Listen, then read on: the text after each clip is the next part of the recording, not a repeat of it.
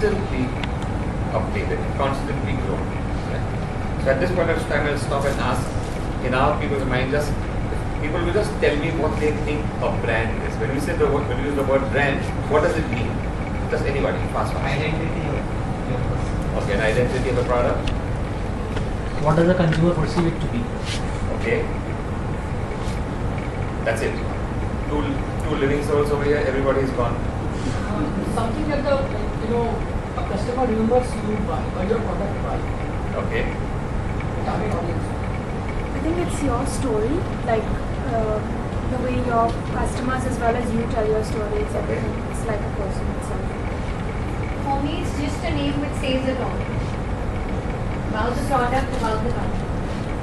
And you are in the voiceover, radio jockey, internet jockey business, so you would say something like that. Yes.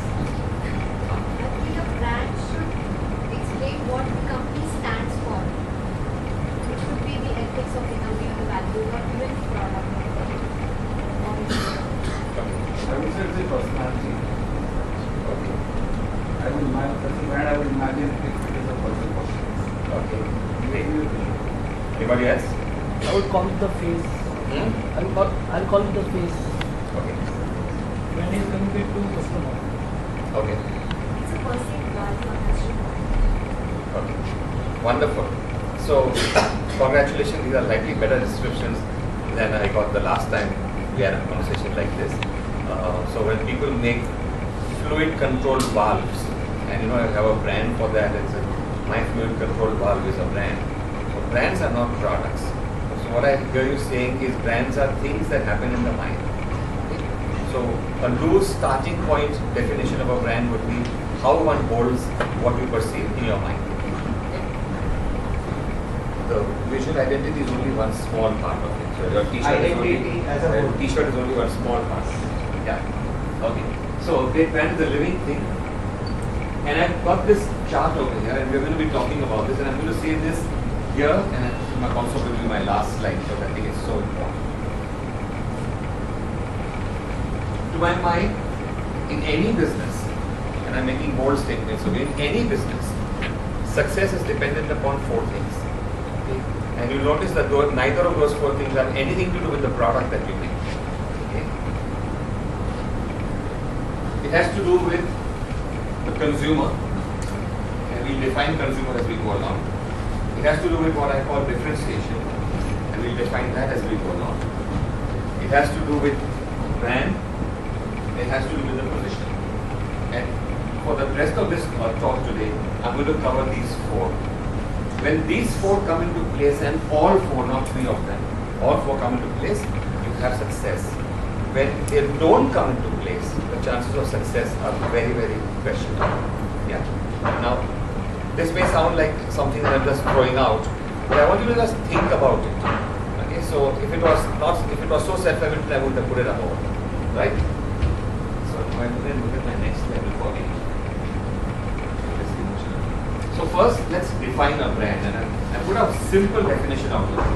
A brand is how the mind of the consumer perceives the product. Okay, so people over here have used the word perception, they've used the word mind, they've used the word product. Okay, so brand is how the mind of the consumer perceives the product. I'll take it forward and say, let's break it up into parts. A brand is how the mind perceives. So I can look at you, and that is one way of perceiving you. The manner in which I perceive you, the manner in which I perceive you is the how. Okay? So when I think about you, there are many, many different ways I can look at you. So brand is how the mind perceives. This how is very important. This is what you to define for people when you tell them about yourself, how they will hold it in their mind. Okay? The brand is how the mind of the consumer perceives you. The entire brand happens in the mind. Branding happens in the mind. Brand happens in the mind. Branding happens in the mind. Okay? It doesn't happen anywhere else. It doesn't happen in that one line. Where's the my little lady who said that?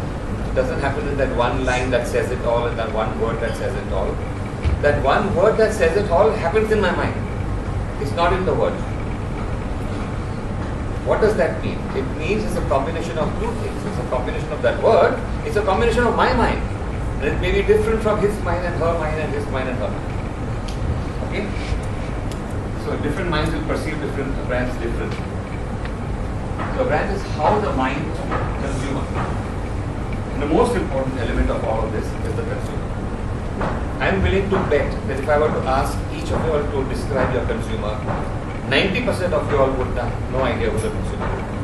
You may think you have an idea who the consumer is, okay, but you won't have worked your way through. And if you want later on in one of the breaks or one of the sessions or the question and answers, you can challenge me on this and we can look at what we think of as a consumer. Okay? So brand is how the mind of the consumer perceives a product. You know, you've heard expressions like perception is the only reality and all of that. Yeah. So perception is how I take what I perceive on my central nervous system, that means all my 5-7 senses, and how I interpret it, internalize it, and transmit it to my mind. That's perception. Okay? So brand is how the mind of the consumer perceives a product. Okay. That's the closest to a definition I'm going to do today. I said I won't be theoretical. So this is the one and only theoretical definition. Because to my mind it is so important. So to begin with, we look at 4 fundamental thoughts that we need to think about when we're looking at brands. First fundamental thought, the brand is not the product. I think that everybody by now knows and understands. One reads enough about the brand, not the product. And the product is not the brand. Two are completely different things, oftentimes seemingly unconnected. In fact, the actual physical product is only a small and relatively weak part of the brand. I'm saying for most of us, this is a difficult thought to handle because as entrepreneurs, we don't deal in thoughts. As entrepreneurs, we don't deal in brands. We deal in products, we deal in services, we deal in offerings. We make tangible things. So, all those aspiring entrepreneurs that we talked about, all those guys who said I'm an aspiring entrepreneur, what you meant was I'm going to start a business that will make something or provide a service or do something. And that's the product. And that's why you exist as an entrepreneur, isn't it? To make that product. Because if you didn't have a product, what would you be doing? So for most of us, being an entrepreneur means being the product. However, the mistake we make is thinking that the product is the brand. The error that we make is when people buy you, they're buying the product. They're not buying the product. Because the product is not the brand. People buy brands. Yeah.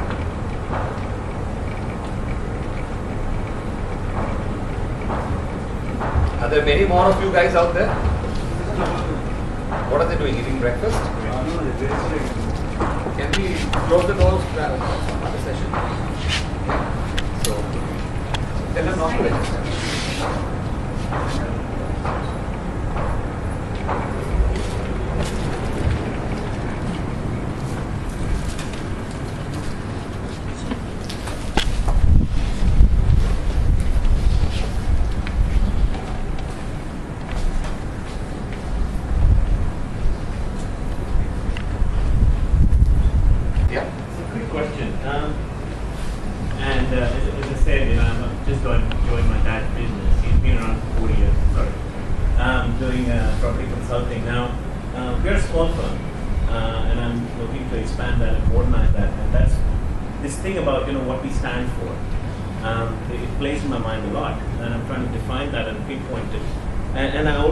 And stop at that my father, who's been running it for the last 40 years, is perhaps the reason why our customers, because we have pretty much an 80-20 split. The 80% of the customers who come to us are existing who my dad knows for the last 20 years, 30 years, etc. And they themselves come to my father with a proposal or a request to help them out because of their wrong relationships, and perhaps my dad's very frugal. See, I'll just interrupt you. That is business that you're talking about. Yeah. That's not the brand. Because those are customers who already know your father. Correct. Right? Your father is the brand. Correct, yes. So that's business. We are talking about you as an entrepreneur building up a brand or building up a business. Yeah. Right, but wouldn't I have to leverage what he's already... Can we get rid of this video camera now? Because I can't have every person thing being videotaped. Yeah. नहीं तो वहाँ रख के आप वहाँ से This presentation with us, so we don't need to take No, notes. if you had been here on time, I would have I'm said. sorry. I had already said that I Oh. won't be sharing. Because there's actually no point sharing. Like I said, for most of us, this is a difficult thought to handle, right? Because it goes against what we think we are in this business for. Second fundamental thought, people don't buy products, they buy brands. Okay. Everybody's clear about that? Yeah. This thing, this when we say that people don't buy products or services, people buy brands. Is this true even for a startup which is bringing out the new It service? is true for anything, everything, everything. So you are a starter, you start making a paper clip and nobody's ever heard of you before, and once somebody wants to buy a paper clip, why would they buy a paper clip from you? No, if it's a paper clip which already exists in the market. But if something which does not exist in the market comes up, or some service which probably we have seen that is required, but Anti-gravity belts, my favorite example. They don't exist in the market. You are the first one that makes it, but why would still somebody buy it? So suppose tomorrow Dhanalakshmi brand comes out with an anti-gravity belt. Would you buy it? What does the bank know about making anti-gravity belts?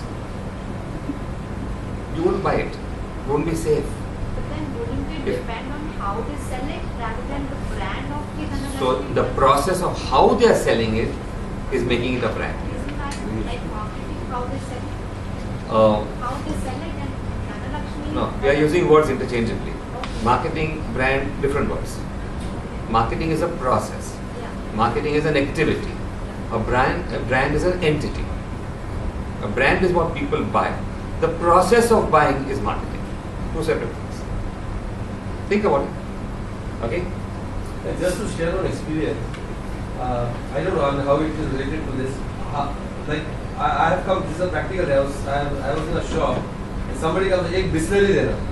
He takes out an aquafina and brings it. So, brand is something, product is something else. I mean, All that, absolutely. I mean, people have bought millions of tins of dalda which contain something else. So that is all normal. That is the Generic. power of branding. Product and brands are different things. You're giving an extreme example of the product not even being the brand. But that's all right. The point is clear that people buy brands, they don't buy products. Because ultimately people don't buy physical things. People buy things that they will use or do something with. Right? That's the process of branding. Okay, so what we are going to do is, like I said early on, I will talk for a while, and then suddenly I'll hand over to Priya to do a case study. Okay? Now, so I'm going to do that suddenly right now, to Priya to do a case study. Now, deliberately the case studies are disjointed from what I'm talking about. Because otherwise one tends to linearly connect them in the mind. That's one thing. Secondly, all the case studies that we have are from big brands, are from our work. Okay, they are all from big brands, but many of the brands are from entrepreneurs who have become big, through the power of branding, and that's why the case studies have been put over here. So while you will have case studies like Thumbs Up and Limca and stuff like that, those are one kind. But you also have studies like what she is going to do now, which are different. So the way to listen to the case studies, listen to the case studies so that you can tie in with what I'll talk about later. Is that alright? Sure. The right button. Just caress it a little bit because it sometimes takes off.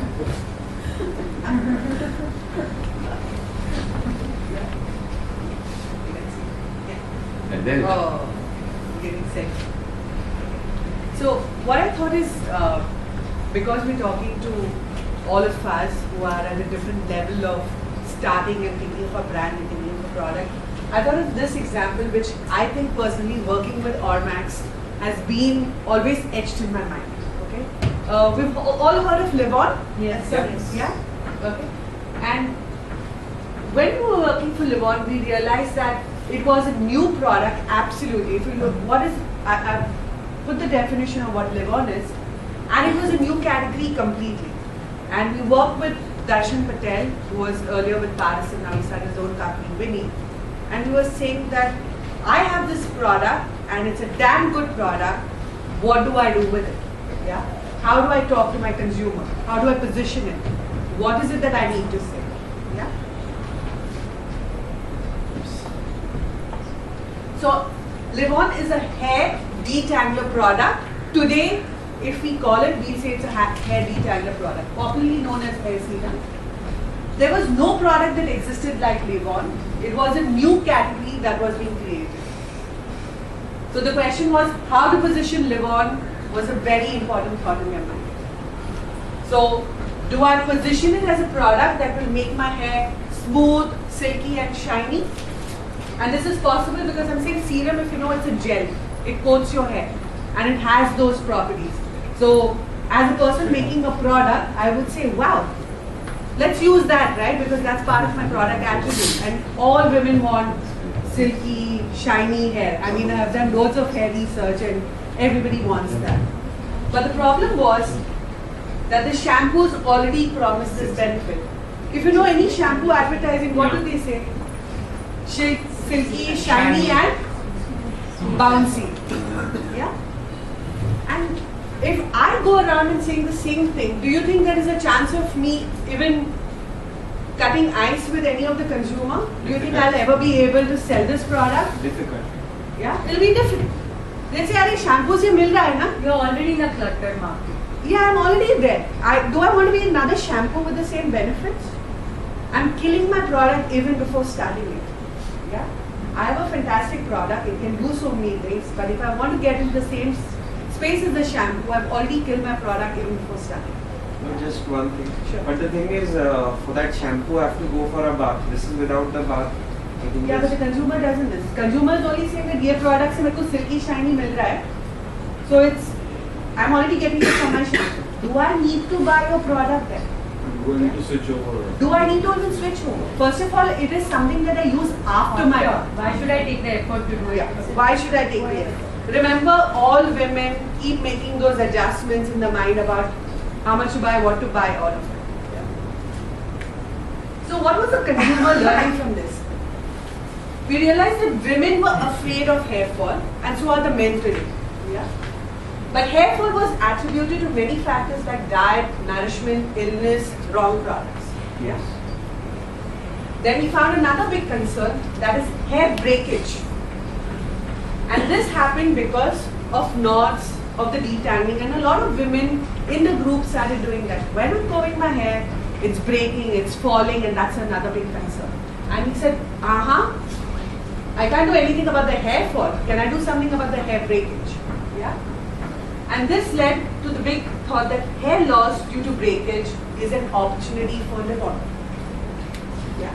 Suddenly my product can even do this. It can actually, when applied after having bath, helps you detangle the knots. Yeah. As a result of it, it leads to less hair breakage and less hair loss. Yeah. And suddenly you've opened a very different product opportunity for the brand and for the product. Oops. So we said, how do we position Livon? So we said, let's position Livon as a detangling product. We will not position Livon as a silky, shiny, bouncy kind of, yeah. So we said, use 1 to 2 drops of Livon, the hair gets detangled, helps you comb your hair smoothly, and all the women connected with this thought. Yeah. Added discovered benefit was that it also made the hair silky and smooth. It was a discovered benefit. All the women who used Livon said, ये भी हो रहा है और पता है मेरे बाल भी बहुत अच्छे दिखते हैं. So that was a discovered benefit. And I think this helped the product create a new category. And I'm saying other competitors, I know Vispi is going to talk about know your competition. Yeah. Darshan Patel knew his competition because Marico was coming out with Silk and Shine. And they were not able to crack the positioning because they sold a product as a serum which gave a woman silky, shiny hair. The media campaign for Silk and Shine was all about how your hair is good and how it's going to do. And they spent loads of money on that. To attack Livon or try to, compete with Livon, they also slashed the price. I remember that Livon at that time was 70 rupees. And Silk and Shine said that I'm giving you this product for 25. Even then the women were not picking it up. Yeah. So it doesn't mean that I slash my price, make my product, at a lower price, people are just going to pick it up. If it's not relevant and if it's not connecting, and if I'm not perceiving the product in this, I will still not go and buy. I do not have a valid reason. I'm saying they even lowered the price compared to Livon, but it didn't work because there was no clear positioning for the product. Yeah? Great. Excuse me. Sure. So when you already create a different position, couldn't Marico understand this? Because Marico is much more bigger and they know their market. Yeah, that is the problem, because in big companies, they get so entangled with that. And if Darshan Patel was an entrepreneur, he was taking decisions very fast. In fact, the very first decision when we started Livon was, we also went the same route of silky shiny. But the moment we did the learning and the consumer understanding, he said, I have made a mistake. And the moment he realized that, he changed course immediately, which Marico did not.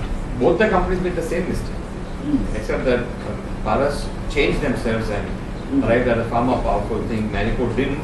Marico closed down the. And finally, they closed down the product. Okay. Yeah. So, thanks, Priya. So, suddenly in the middle of talking about brands, we went and talked about positioning. Yeah. What that tells you is that positioning is what makes brands. It's one of the elements. So let's keep on hearing and keep on integrating these examples in our minds. Yeah? Or you got something less emotional?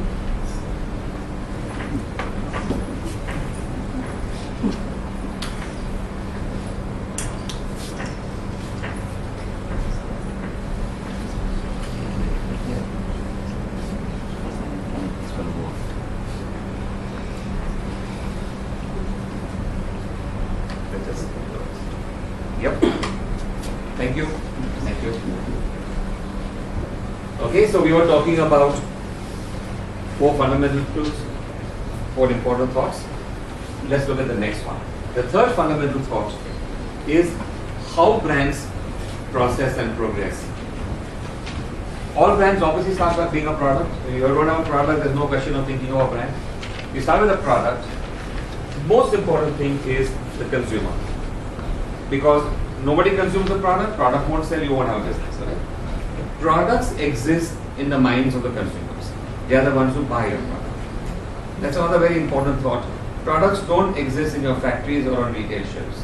They exist in the minds of the consumers. The product exists in the minds of the consumer as a perception.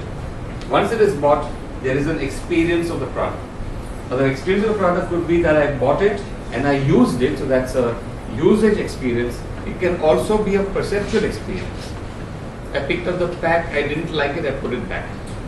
Okay, that's also an experience. I went to a restaurant and looked around and said, Naya. All of us have done that at some point of time. That's also an experience. That's also adding to the final totality called the brand. Right? So this sequencing is important. And the reason for breaking up this sequence, even though we could figure it out by ourselves, is these are the important thoughts. The consumer, the perception, and the experience. These 3 totally make up a brand. Right? So, that's the third fundamental thought. Like I said, this sequence is so important to appreciate. Especially for us entrepreneurs who are still getting our product right.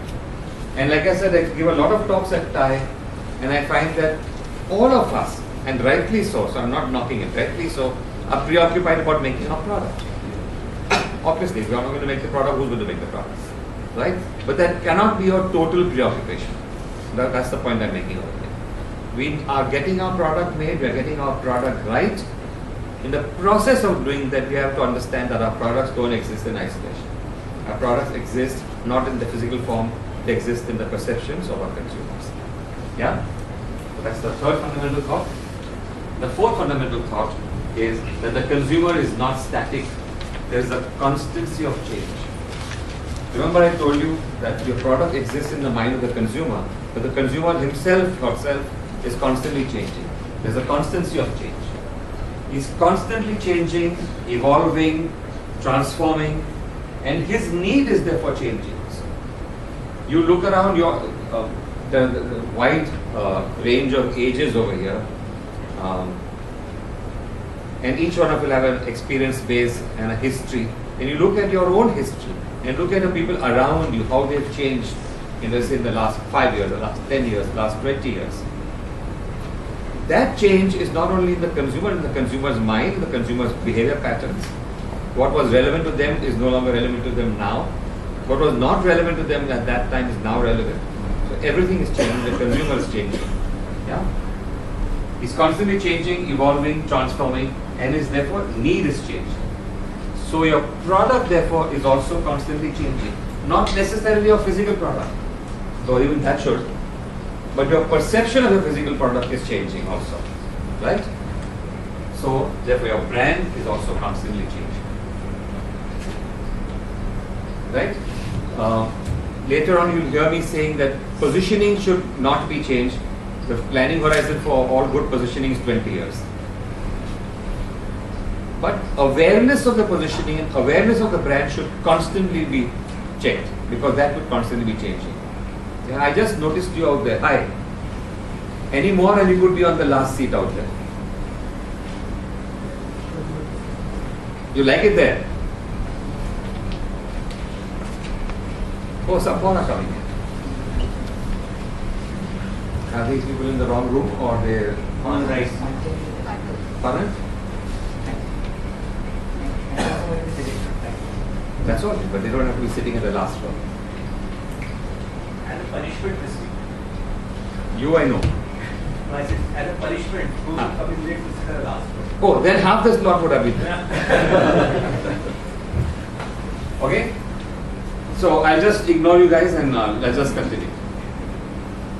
So like I said, your product is constantly changing and your brand is constantly changing. Yeah, you were asking. So my question is, does our understanding of the consumer change when we shift from a B2C to a B2B context? You know, most important thing for all of us is we are a little too over-educated. We have to stop thinking B2B, B2C. Every business has a consumer. Every business is B2C only. It's just that we think B2C means shampoos and B2B means tractors. So my question is because we have two kinds of customers. One is the consumer who uses our product, but we also have clients who we cater to in the consulting context. No. Where do we? The person that you interact with is your consumer. If you are the brand or if you have a brand, then whoever consumes you or your brand is your consumer. He may then sell it to somebody else, that is his consumer. You may be sensitive to that, you may be aware of that, but that's not the consumer you need to be worrying about, because if you don't sell it in the first place to this guy, he's not going to sell further up. Right? So for example, Ambuja Cement, they are clients of mine, they sell to dealers. Dealers may sell to somebody else, but if the dealer doesn't buy from me to start with, he can't sell to anybody else. So dealer is my consumer to start with. So this B2B, B2C, there is only B2C in this world. But then you are Ambuja's activities towards the end consumer also, because the end consumer doesn't go and ask the dealer. So that's a different channel. Okay. When he's talking to the consumer, it's a different channel altogether. You were asking? Yeah. Like in the third fundamental, this arrow that you do. So can we do a reverse engineering?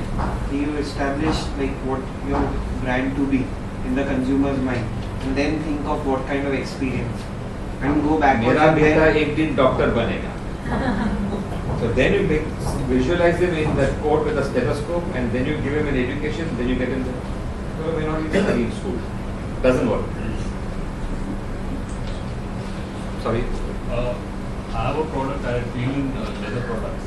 So when I supply to a retailer, so when I make my product, do I think about the retailer I'm supplying to, or do I think of the customer who buy it from the retailer? Both. So different aspects of your product. That later on I will be talking about your products. Brands have different aspects. Your brand is not a static, stationary thing. There are different aspects. So different aspects will talk to different. When you talk about B2C, it is about consumer positioning and all that. But B2B, it is you're talking to a customer one-to-one or most Same of thing. the time. Same thing. He buys from you, right? You're the brand. You know, people often, this question is important. People often make the mistake of saying that I don't sell directly to a consumer, I sell to purchase managers. Purchase managers are human beings. purchase managers are people. You go to a purchase manager not having taken a bath unshaved, he won't like you, won't buy your product. Because you are the brand. Yes. I conduct training programs on behavioral science for various models. How do I brand my models? After this session, after this talk today, by lunchtime you should have figured that one out. Thank you. So the sequence that you're talking about, product consumer, now essentially in a startup or when somebody is coming with a new product, it creates a brand and then it enters a market to No, it get creates a its product. experience. All this I am talking about is how to create the brand. For example, say Jabong. Now they had the entire infrastructure and how they want to do business and the entire Jabong. It came into the market and then they got the experience of the customer. So I'm just confused about experience. Don't get confused. So Jabong came over here as a product. Okay. It's a service. Okay. It's a product. It's a service. Who were they talking to? Did they figure that out? Okay. Once they figured that out, the people that they were talking to had a perception of them, right? Once the perception happened, then they had an experience with the Jabong. Once they had that, then Jabong became a brand. Till then, Jabong was just things that you said. It was just a name. It was just a name. It meant nothing. Another online course. Yeah. Okay, we move. You are asking or you just stretching? So consumer is not static and therefore your brand is also not static. Okay. So once again I'm going to hand over to Priya for another happily disconnected case study.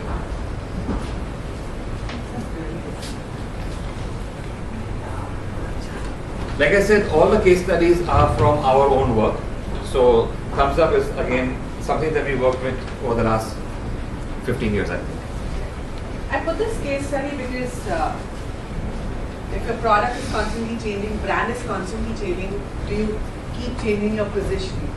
Okay, Bisbee said that positioning is something that you don't keep changing every year. It's not that आज का mood ये है तो ये करेंगे, it's not that way. But do you need to examine your positioning from time to time because your consumer is changing.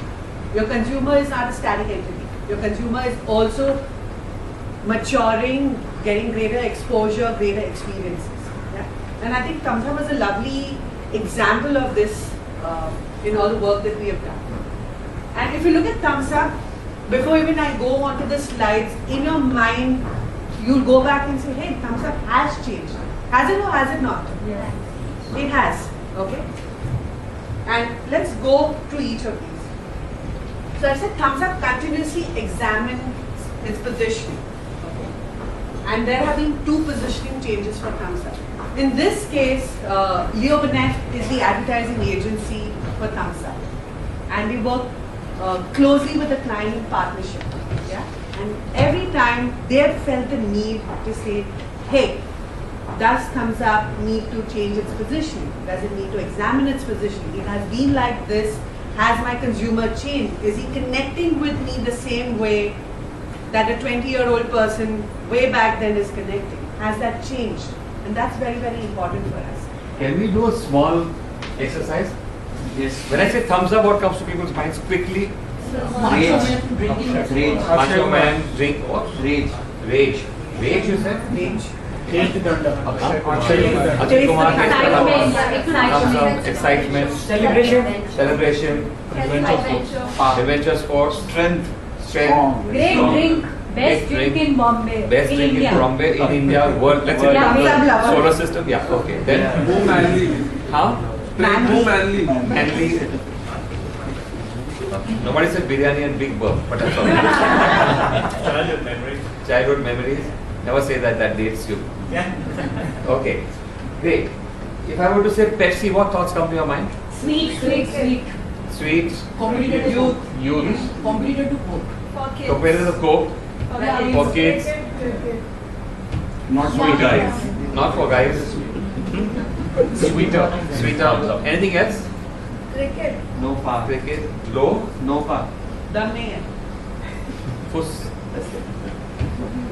While we're listening to this, can we hear that Thumbs Up is different from Pepsi? Yes.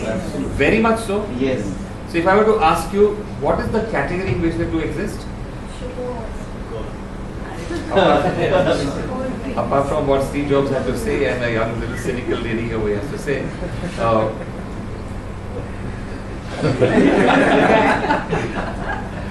Okay, so there is a category called soft drinks, and both of them are soft drinks. If I were to include Coke, which this is Thumbs Up, this is Pepsi, where would Coke fall? Somewhere in between. No, choose, don't cheat, no cheating. Pepsi. Yeah.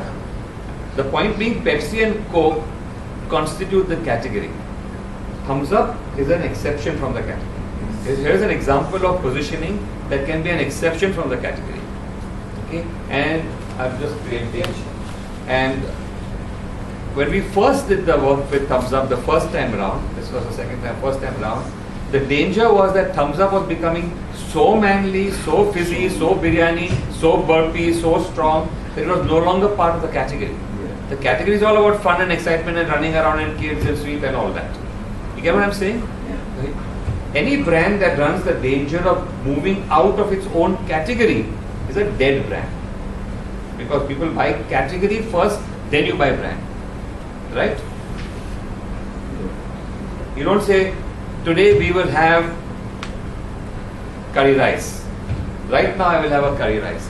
But I'm not hungry. Yeah? So first hunger comes, first thought, all those thoughts come, then you have the brand. So first thoughts of enjoyment comes, then you have the brand.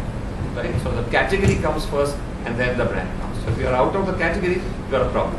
But then you create your own different thing altogether.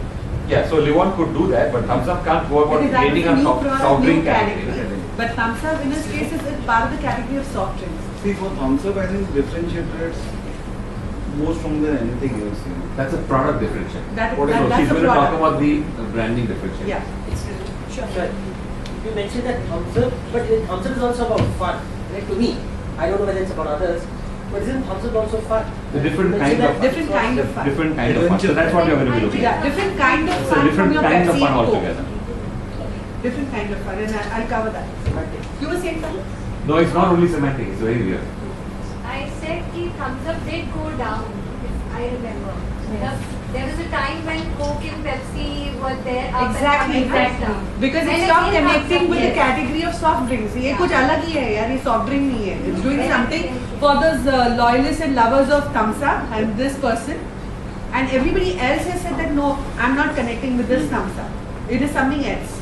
But my perception at that time was that the company was scanning Thumbs Up, so they don't want to spend anything on Thumbs Up. No, that so was they're not killing the product. No, that was not the reality. Yeah, right. So next time you feel like having a soft drink, you will first do an analysis of the company and its balance sheet. Then you will have It it. was not that. I was feeling bad that they have such a great I product. think to a certain but extent this, she's right. yeah. That was a perception. You know, And that's why she drank Thumbs Up? No, I love Thumbs Up. Even I But love I it. used to have fights with people, even including 5 stars, saying that if you can stock Coke and Pepsi, why not Thumbs Up? Okay. She's a young lady with a cause. Okay. So Thumbs Up has undergone 2 positioning changes. Okay. Let's look at the original positioning. Thumbs Up positioning has classically been macho male. So we all remember the Akshay Kumar ads, sitting on the motorbike, Gunde aa gaye, dadu, dadu, dadu, all of that happened. Importantly, the brand realized that it needs to evolve with the times. Okay. Macho male could have been one way of looking at your consumer at a particular point of time, which was love. Remember the angry young man, Amitabh Bachchan? There was that mood and sentiment of the country at that time. Probably fitted in. Yeah? Do people connect with a person with only broad and muscles? Yeah? The learning was, consumers said that the Thumbs Up male now needs to display intelligence. Now this is a consumer telling you that boss, muscle कुछ काम नहीं करेगा, थोड़ा दिमाग भी होना चाहिए. He needs to be smart.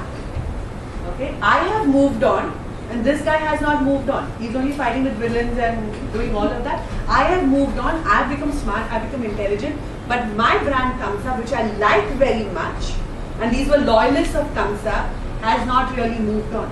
So the consumer is trying to give you a message over. Yeah. Okay. So what was the positioning change 1? The Thumbs Up male was then made into an adventure person. You use the word adventure, a couple of you all use the word adventure. Who displayed smartness. Now if you look at the word adventure, it is still part of the male action, doing something which is spirited. Yeah? It's not going away from that. Yeah? Also, adventure is not about fighting with villains and beating up people. Adventure is about being young, enthusiastic, experimenting, doing outrageous things. So Thumbs Up bungee jumping ad reflected this transition of a male who still had action. I don't know if all of you remember the bungee jumping, but it was one thing that happened where everybody realized that Thumbs Up has now moved on into something else.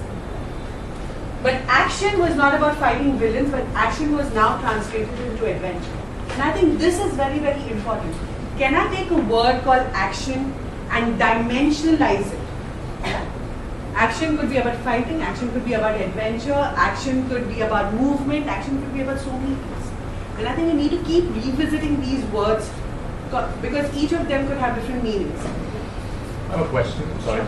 How does the whole think tank or the whole team of Thumbs Up figure out that our product is not selling because we're still about fighting villains, for example? Okay. And how do they figure out that, okay, now our consumer wants us to be more adventurous as a brand? How do you reach that? Okay, should I answer that? Yeah. Okay, so the challenge and the thought was that I think my consumer is not buying. When do you realize that your sales are going down, or people are starting talking about you in a manner and not connecting and say, I drink Thumbs Up, yeah, but kabhi now I drink Coke also. So is there a reaction that, okay, now Coke and Pepsi are selling because they are talking about the That's youth? the starting point, That's the but then we starting did a point lot of of research on this and we actually spoke to consumers. Okay. That's what it is. Okay. So if that was a concern, then we say, hey, can I go and talk to my consumer? And I remember that we not only spoke to the Thumbs Up loyalists, but we also spoke to the Coke and Pepsi guys to understand how is the soft drink market today? What is the category perception today? Is Thumbs Up part of the category? Not part of the category? Are there points of disconnect and disrelevance that's happening? Yeah. And if I speak to my consumer, that's when remember I said the consumer says that Thumbs Up now needs to display intelligence. That was a key takeaway from that particular research and understanding that. Yeah. Did I answer? So yeah, but is that why I'm not drinking Thumbs Up because I want my whoever's sort of endorsing the brand to display intelligence on TV? Is that why I'm not drinking Thumbs Up? No, I'm not drinking Thumbs Up because I'm not identifying with the I'm positioning no that's longer being portrayed. identifying. I'm I'm no identifying. longer identifying with the brand, okay, because it's only displaying one set of traits. Remember, consumers are changing, times are changing. At one point of time, Akshay Kumar coming on horseback and beating up the villages and So it was very 80s Bollywood, and now Yeah, that's why they I want to said the Amitabh so and it the has young changed. man. Okay. People have changed. My knowledge is limited, but what I think is at this point in time, Thumbs Up was more used to dilute the hard drink than used as a That's soft a very drink. small percentage. It's a tiny, negligible percentage. That is my usage Negligible behavior of a product. Yeah, negligible. Yeah, but मैं बिरयानी के साथ खाता हूँ, मैं drinks के साथ लेता हूँ. In fact, far more eaten after biryani than with drinks. Now, is it also a fact? Is it also true that the core market of Thumbs Up in this case, perhaps, is your North India, those very the greatest lovers. The greatest lovers for Thumbs Up is Hyderabad is a very strong market. Okay. So there are pockets where So Hyderabad. is this still a tier 2 market for Thumbs Up? Not at all. Hyderabad is not tier I know Hyderabad is not, but generally, No, not Punjab and at all. See, this again is a perception that Thumbs Up शायद वो ना अपने हरियाणवी जाट वो जब वो मर्द वाले हैं लोग वो Not पीने at all. वाले no that's Someone not who's not that atta katta, he would want to fail, so he'll actually have it. It's India's largest selling brand of I soft drink. think so. I'm aware. So it can't be only those like, guys. have it. why is like Thumbs Up such a male oriented, like is that the consumer they're targeting, or because like it is a soft drink, so why do they have to target like the male? They're not. I mean, but they are portraying. no, the product attributes. What is the product attributes of Thumbs Up? If I were to ask you, Macho and No, the drink. If I were to physical product, if you were to taste Thumbs Up, the physical product. Very fizzy. Lot of gas. Fizzy, lot of gas, strong, all of that. Would you like if I were to taste, which one would you go with? Would you go with Coke, Pepsi, or Thumbs Up? I would go with the sweeter one. Yeah. It's not stereotyping. It's just that this particular drink, if the physical product is something that connects far better with the males. It has far stronger male overtones. Yeah. And if you look at the soft drink category and the consumption, it's very male-driven rather than a female-driven category. We look at Sprite. We look at that's because they created it that way. That's why it is male-driven and not. You know, they created the brand in such a way. That's why it is probably male-driven. No, the product is like that. No, it's not physical product. The product is like that. The physical And product. then they Look build at the Coke. brand. Does Coke tell you whether it's male or female? No. Because Coke, apart from family and others, that's advertising and communication. I think the physical product also has to lend itself to. Yes. Yeah, but before Coke and Pepsi came along, in I guess the early 90s or whenever, we just had Thumbs Up and Gold Spot. So and how all. many female? So if you wanted to go out to a restaurant and have a drink, you could probably just have Thumbs Up, which is sort of synonymous with a cold drink. Yeah, You know, but a unfortunately, lot of it's a black females at cola. that time were not connecting with Thumbs Up because it was so strong. You can never ever finish a Thumbs Up. Ma'am, can I make a small point? Ma'am, like the Yeah, male-driven Gold thing. Ma'am, the male-driven thing. See, when Thumbs Up came in the early, well, it was in the 80s and 90s. It's not gender stereotyping and all. But more men used to go out to work than women. I mean, far few women at that point in time went out to work than they do now. So men went out to work on the road, they needed a drink, they went to the local shop. Okay, they had cold drink then. That's why that thing came about. When the college-going women and the working women started going out, having cold drinks outside, then the other product categories. That's what I feel. No, but in the 80s, when you went out to a restaurant with your mom or your sister and they ordered a cold drink, chances are 80% of the time it was probably a Thumbs Up. Because that's probably all there was. Sure. I mean, I'm not saying Gold Spot Limca didn't exist, but I'm just saying Thumbs Up had a stronger sort of Thumbs Up didn't mind position check. itself in the like hotels and all. They positioned itself in roadside shops. Men But what's very important- just like Lifebuoy soap. That soap, Pasina पोंछ रहा हूँ. Lifebuoy men का soap है. Pasina. I remember that. I don't remember. Okay, exactly. gentlemen, we need to get you back. No, but can I answer your thing? It's also very important that Thumbs Up probably made a conscious decision that I want to talk to the male. My physical product matches male attributes. That's why the macho male, right? Why would they make the Akshay Kumar ad with that motorbike? Those are symbolic cues, very male-oriented symbolic cues. So like my only thing is that today they could have created Thumbs Up with a female oriented and there is a possibility like the way they would have created the brand. Do I want to? No, Why- so one why- sec. why- We need to think this a little through. Who's saying this? Yeah. So today, suppose Thumbs Up becomes female. What would happen? Men will not. When they created the brand, if they would have started off that. Okay, then you have to look at statistics. Males consume 2 or 3 times the number of soft drinks that females consume. But then if I had become female, my sales would have dropped. Today, if I were to do it, I've got Pepsi and Coke defining the category, which is essentially gender neutral. Yeah. I would then be killed by that. No? So we need to think this through. That's why it's not so easy and self-evident all that we're talking about. It is complex stuff. No, and it is who do I want to target? That becomes very important. We have not covered that. I think I'll be covering that. Yeah, but that's very important. It'll at least start you thinking that, hey, why did Thumbs Up do this? Okay, so I've covered this. So keeping the core intact, the element of smartness was added, but it was still about him and his Thumbs Up. Okay, so this is this macho male, very individualistic, doing his adventure stuff, has a little bit of smartness and his Thumbs Up. Okay. So we said, Are, okay, all is going well. Let's look at the positioning change too. Do you remember the Salman Khan, Aaj Kuch Tufani Karte Hai? Yeah, but mention that 10 years went between these two. Yeah. So I'm just saying that in the meantime, your consumer has changed again. Yeah. Okay, this is 10 years later. Aaj Kuch Tufani Karte Hai with Salman Khan. This came up because I wanted to know the kind of male the core target audience wants to be. Okay? Today there's this whole talk of the alpha male and males have to be different today, males have to be androgynous, trying to display macho-ness is not good. So we said, has the male changed? Do we know what a male is today? Do we know what the definitions of masculinity are? If I were to ask you, what are the definitions of masculinity today? What's being a male today? The male guys, I'm talking to you all, what's masculinity?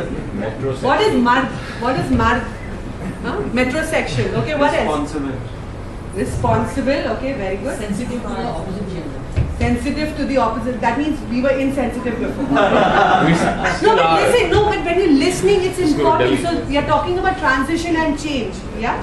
So metrosexual, sensitive to the being responsible. What is masculinity today? What is being mard today? Compassionate. No, that. Compassionate, no dard. I think now मर्द को दर्द होता है. अच्छा अभी मर्द को दर्द होता है, पहले नहीं होता था. Today it's not about the six pack and Yeah, it's more than that. it's about It's about what? Now you're telling me this after I got my six pack. Wasted it.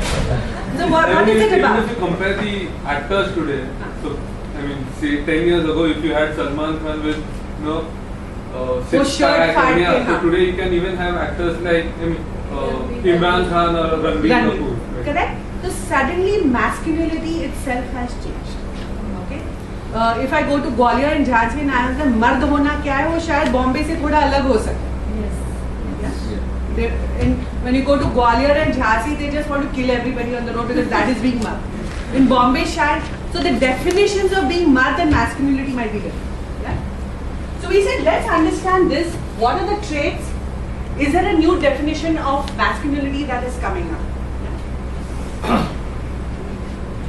Interestingly, we asked them, which are the celebrities that are very close to your aspiration of being the ideal male or masculinity that defines it, and which came as a surprise to us. Okay, sometimes we also have our own biases.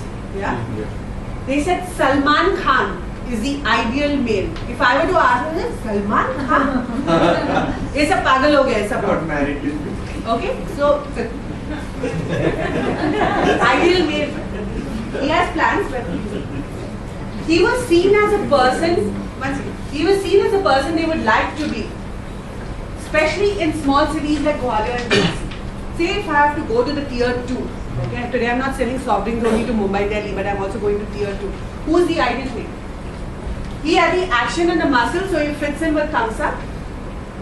He also has the dabang kind of a person, fearless, okay, which is also an attribute of action and being the confident person. Very successful person, according to them. He has an element of masti. He has other film stars, we all know about that, whatever we read. And he's sensitive, as you said, compassion. Now you become more sensitive, as you also said, and started the Being Human Foundation. So today, masculinity is not about showing my muscles, beating up people. I've added more layers to me as a male, like you said, the same thing. Yeah? And that itself was an eye-opener that today, if I am the male brand and I am the macho brand, how do I look? Do I need to look at my positioning again? So today the thumbs up male is strong, smart, and a person who is samajhdar. He understands his responsibility towards others. He is no longer individualistic. See, thumbs up, if you look at him earlier, was very individualistic kind of person. Me, mera, thumbs up, or tanati. Okay?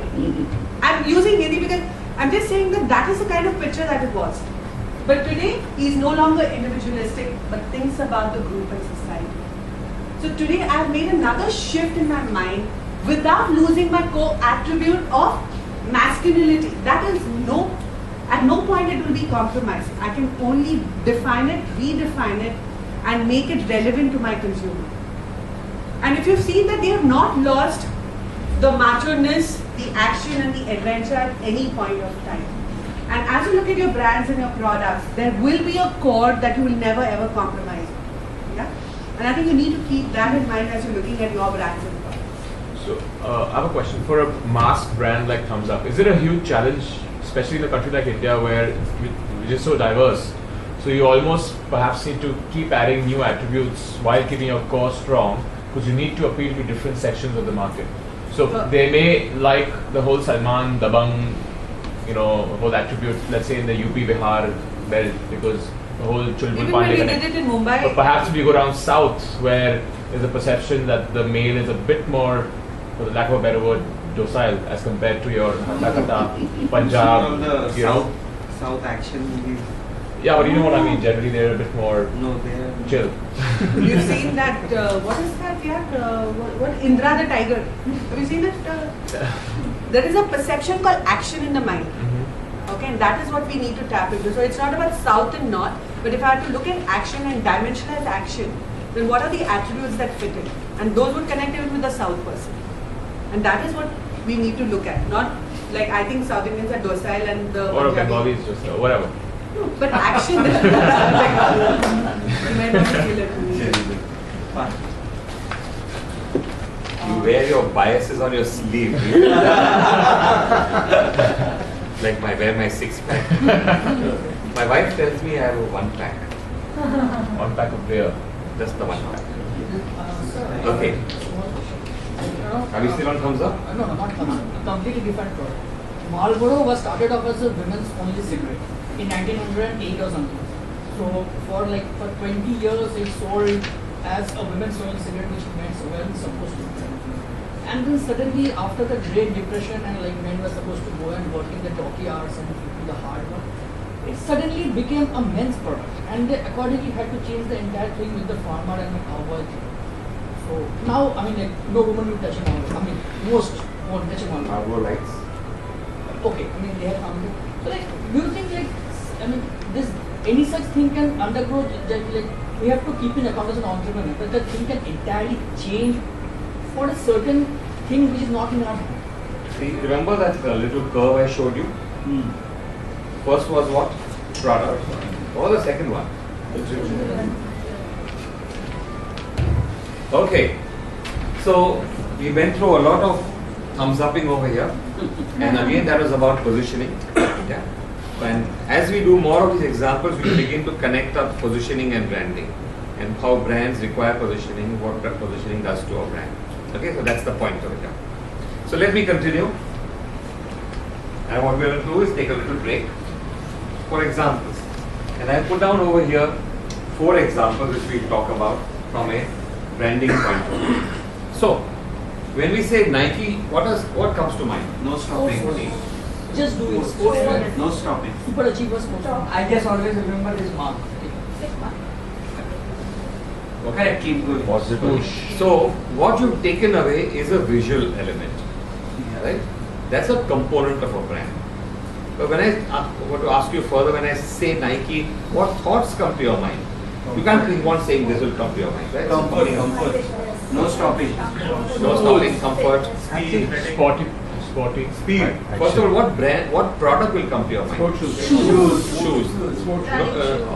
Nobody thought about sweaters, nobody thought about clothes, nobody thought about any of that. But Nike makes a hell of a lot of that. Yeah. Okay, so why is that? You see sportsmen and footballers use So it. the thought is over here that most brands start off with one iconic product, and then they get very strongly associated with that product, and oftentimes it's very difficult to get out of that product. So Nike has been trying for years to promote non-shoe businesses with great difficulty, right? Because the brand has been so strongly embedded in the product. The product gave origin to the brand. But you look at Bata shoes as an example. So I say Bata, what comes to mind? What from school kids and shoes that never wear out? 99. 99 comes to his mind. Value for money. Value for money. But family kind of thing. Everyone. Great new range, expanding, coming up with. So does anything other than shoes come to your mind? Flip-flop, chappals. India. That is shoes. Indigenous footwear.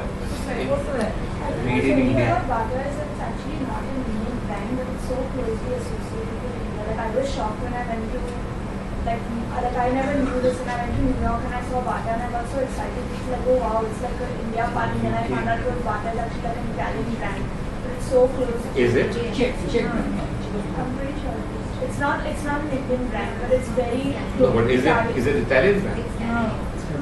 Canadian. Okay. So anyway, so Bata again rooted in shoes, never moved from shoes. So no confusion in anybody's mind. So Bata means shoes. Nike also means shoes, but Nike makes many other things. Right? So these are kind of thoughts to keep in mind as entrepreneurs. We may make many products. We need to decide which product our brand gets rooted into. Right? And we need to take that choice from a very long-term perspective.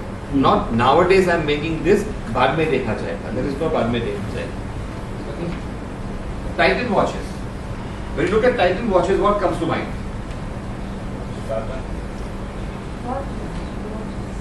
So at one answer, watches. What else comes to mind? When you think about Titan? Jewelry comes to mind. Watch as jewelry comes to mind. Great design comes to mind. And now eyewear, but that's a different thing. Okay? Right? So again, a brand rooted in a product, but rooted in a product for many different reasons. Rooted in a product for design, rooted in a product for quality, okay? Rooted in a product for contemporariness. Now you see what that does. Now when Titan launches an eyewear range, it doesn't have a problem. Because it's not that it went from watches to eyewear. It went from design, contemporariness, good looks, premiumness to eyewear. You getting what I'm saying? Yes. You see the transition? Yeah. Transition is not from product to product. The transition is from my perception of the product to a product. Tomorrow Titan can launch all sorts of things which are rooted in, as long as they're rooted in design, as long as they're rooted in premiumness, as long as they're rooted in contemporariness, modernity, it can launch almost anything.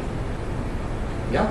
So that's the point of giving Titan as an example. It's a very, very powerful, very interesting example. Look at Mont Blanc.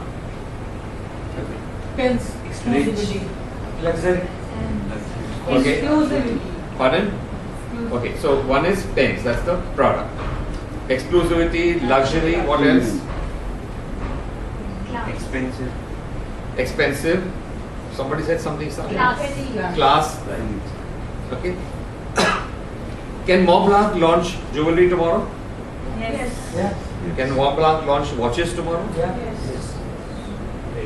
As long as they are based upon these attributes. Can Mont Blanc launch shoes tomorrow? No. Yes, as long as they are based on these attributes. Mont Blanc can never launch Bata. They can't even launch Nike. They would have to launch something very, very exclusive. Fashionable footwear. Fashionable footwear. Exactly. Okay? Right. So that was a very tiny break. We'll move on. Can we talk about Reebok as an example? Okay. Like, Reebok as 10-15 years back was a brand. But now, the brand has increased a lot. You find a lot of products of Reebok, you find watches of Reebok, you find it be with every different product. So why did they, get off with this brand?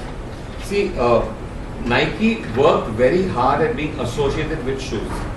Reebok did not work very hard at being associated with shoes. Reebok established themselves as a brand. No, as a sports brand. As a sports brand. Nike is a shoe brand. Reebok is a sports brand. So Reebok could launch a watch, a sports watch, but Reebok couldn't launch a fine dining restaurant, for example. But it is in the sports range.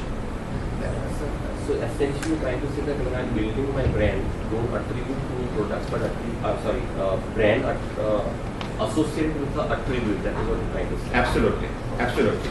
And that is the very first and most important step that you will take as an entrepreneur, is that forget about your physical product. Your physical product is only the carrier of your business. But people don't buy physical product. They buy all this other stuff. Yeah, good. Okay. Very quickly, a lunch break will happen. Giving the examples you given now, Nike also was Nike and Mont Blanc. What is the difference that happened? Because even Nike started with one product and it wasn't the similar, sports jacket. Because Mont Blanc didn't say I make pens. Nike said I make shoes. Mont Blanc said I make great things. That didn't make difference. Okay. So why are brands important is a question that begs itself, to which my answer is, why is packaging important? Why is pricing important? Why is distribution important? Merchandising, product, advertising things? Why are all those things important? Because all of that constitute a vital part of your business. Again, as entrepreneurs, we worry about all of this stuff because it is tangible. We don't worry about that stuff because it's not tangible. And that sounds a little wishy-washy, and most often, for most entrepreneurs, oh, बाद में I will take a look at that, I will see that. When my ad agency comes, that time we will talk about brands. Okay, the point I'm making over here is brands precede almost everything that you do. They precede everything. Brands will decide your pricing, brands will decide your packaging, brands will decide your distribution. Yeah? And with brands, there's a lot of thinking and thought, and I think there is a shying away from that aspect of it. Because it is not tangible. And I'm an entrepreneur, I'm starting a business, I need to do stuff. Okay? And which is, again, I keep on saying, this is very natural, which is normal. And you should be doing that. You should be doing this also. Okay. So why are brands important, as I said? Because the consumer has the ability to choose. And that, to my mind, is the single biggest reason why a brand is important. He has the ability to choose your product and no one else's. Right? Consumers operate in a marketplace where there are many product offerings, many brand offerings. The point of being a brand is to provide him with the equipment, with the wherewithal, the reasoning to choose you and not choose anybody else. Okay? So the fundamental reason why branding is important is that consumers have a choice. They need not have chosen you. Yeah. And therefore our product features enough, because we tend to keep on building more and more features into it. No, because tomorrow someone else can have the same features. Physical product can be replicated. A physical service can be replicated. Tomorrow someone else can have the same features because tomorrow someone else can have even better features. I'll give you an example from the finance industry. So one of the verticals of my company is a finance vertical. And the biggest problem that the finance industry has is that there are no physical products. If today I launch a product, day after tomorrow somebody else will launch the same product because it is just an offering. 6% interest rate, that will give you 5.75% interest rate, big deal. So how do consumers choose one bank from another? How do consumers choose one insurance company from another? They are absolutely indistinguishably identical. How do we want to do that? Trust. Service, trust, trusting. Service, all replicable. No? 3 guys at the front desk, 3 guys at the front desk. But trust is a part of branding. People choose brands, people don't choose products. Because products can become the same or better or bigger. Yeah. So the entire finance industry has this as a constant problem because there is no differentiation. Okay. But why are brands important? I gave you all those reasons, but I'm saying but there are really 2 killer reasons why the brand and not the product is important. First, consumers don't use products for the sake of using them. Now that comes as a big surprise to people who make products because they make damn good products. Consumers don't use products. Don't use products for the sake of using them. They use them for the experience, for the delight of using them. Now that's a real big mental shift. It's a very, very powerful mental shift. There's a payoff for using a product. Yeah? When I choose between 2 products which may be seemingly identical, then one of them has to give me a payoff that is beyond the product. The payoff is in the experience. The payoff is in the delight. The payoff is in what I get from using the product. And if somebody else has a product with 5 more attributes, and if those 5 more attributes give me greater delight, I will use them. At which point in time somebody over here should ask me a question about brand loyalty. No? If nobody's asking that question, then go on. No. Yes, of course. Apple brand loyalty, insane crowd, always there for Apple launches. I love. But I don't like its product. So why do people buy Apple products? They are ridiculously overpriced. Steve Jobs made the impression that if you don't own an Apple, you are a lesser mortal. That brand he created, that impression in the mind of the. So what was your payoff for using an Apple product? That I am one of the few exclusive people who own that Apple. And so many others like that. And you don't like Apple products because? I like them, but they're expensive. Same with Harry Potter books also. People stand up like one night before to get the first copy of the Harry Potter book in the town. So the first Wimbledon ticket. So ultimately it is all about not the physical product, it's about the experience and it's about the payoff. It's what do I get out of it? So I believe human psychology, people always follow the crowd. If 10 people are there, another will also automatically follow. So we don't worry about the remaining followers, we are worrying about the first 10 that got there. They are not following any crowd. No? First 10, how did they get? I have a question on branding. Let's say you're where is young Sweta over here? She's listening. Yeah. Somebody give me an eye on the time. I can handle questions now or I can handle We questions could later. take a quick tea break for Which is when? right now, or after you finish this. After my question. Right, let's take a break after this question. Okay. So, okay, let's say you're flying from Bombay to Delhi. SpiceJet, let's say 10,000 rupees. Indigo, 9,000 rupees. Both sort of perceived to be lower cost airlines, although there's no low cost airline that exists now. Which one would you take? Which one would you take? I don't think. No, I think generally, so where's the branding here? Because you're just going to go after the lowest price, right? Service. Tomorrow, Mr. Popatlal launches a new airline. Okay, and this is similarly priced. Will you fly Popatlal Airlines? No, but I'm not talking about Popatlal. I'm talking about, let's say, SpiceJet versus Indigo. So, if I knew enough about these two, I would be able to make a choice. I don't know enough about them. But still, if there was a Popatlal giving you 1,000 bucks off, would you fly it? And chances I mean, are pretty that's good. one extreme, obviously. I mean, you're not going to choose. No. It's in the absence of knowledge. That's what I'm saying. The consumer will fly Indigo just because it is 99.99% always on time. Yes. So that's an excuse. That's a reason. I'm saying you must translate the reason into benefit. The benefit to that person. See, timeliness is one thing. Most people don't have intense meetings that they have to go to. That, so you must translate I'm being on time as something else in my mind.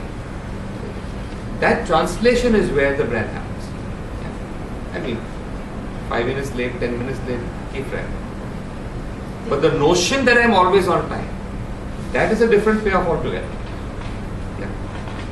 So, sorry, just want to add on that. So, Indigo actually positioned themselves as the only airline that was on time.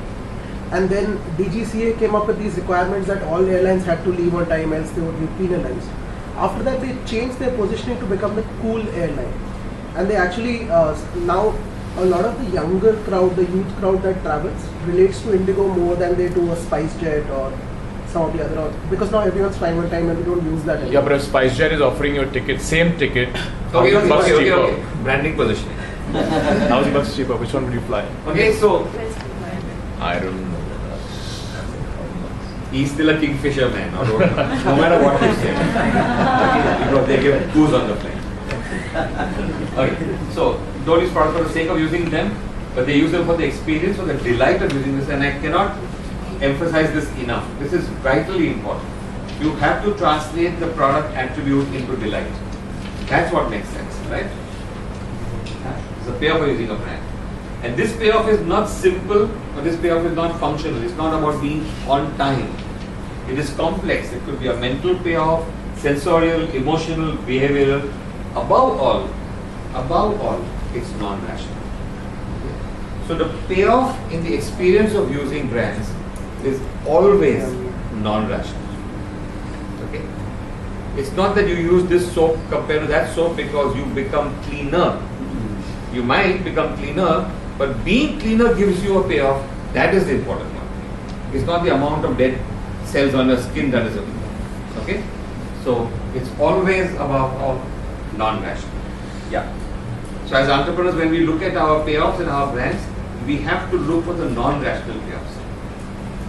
What is sensory? Sensory. Your senses. Like take for the example of Dove, right? Is that one coat moisturizer and the way it feels my skin. It's a very Sorry. sensorial experience. Okay, so what we do is we will do one of Priya's one more example, then I will do my second reason, killer reason, and then we take a break. Is that all right? Yes, sir. We'll be short. No, bio break is needed, sir. 11 desperately required. It's a deep bio break. Go for it. How much time? 10 minutes. Okay, everybody has their. So who wants to do the bio break? See, now that's a sexy term. Okay, you will round up everybody in 10 minutes. Okay.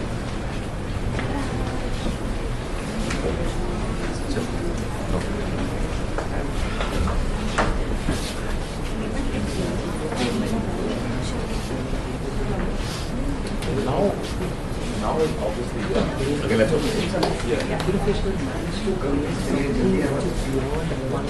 you. Sure, I get my question.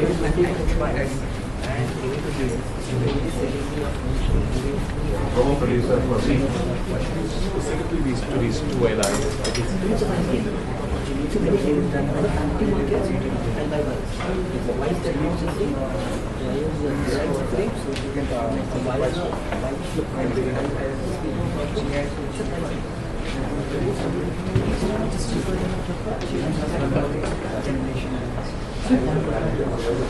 Yeah, you would really explain all this, then it's not working. Because I'm a business traveler, I will take it. Are you paying for your tickets? Is the company pay? See, every consumer is different. You might relate to the brand, you might not. No, but I can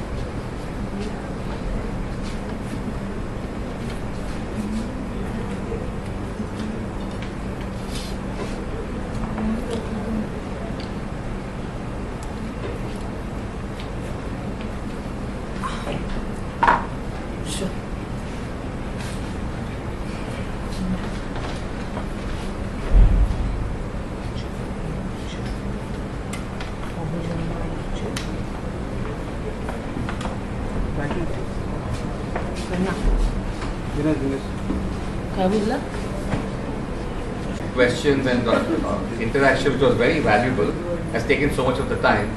So right, what we are going to do now is going to thunder through. So if there's any burning question, issues, disagreements, I don't agree with you, you're lying in your teeth, any that kind of stuff you bring up. Otherwise, we'll just sort of go through it. Is that okay? Yeah. So does anybody remember where we were? Why are brands important? Yeah. Right? And I said there were two killer reasons. I've handled one killer reason. Now I'm going to hand over to Priya for very interesting, no, not for that. Killer reasons are mine. Case studies are hers. Case study, and then we'll move. Okay?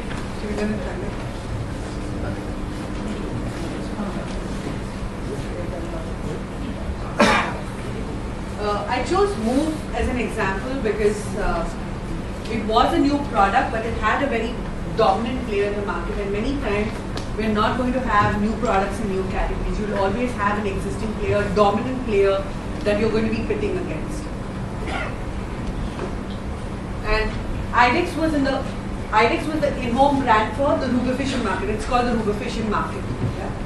It was known for any type of ache and pain, including sprains, and all of us have, if we think of IDEX, we remember the ooh, ah, ouch, and we always had it in the house no matter what, and it still remains in the house. Move's challenge was how to position itself in a market dominated by IDEX and other balms like Amrutanjali. It's difficult. I mean, once a brand is in the house and in your medical kit, it's very, very difficult to replace it with something else. And Move wanted to be into that medical box in your house.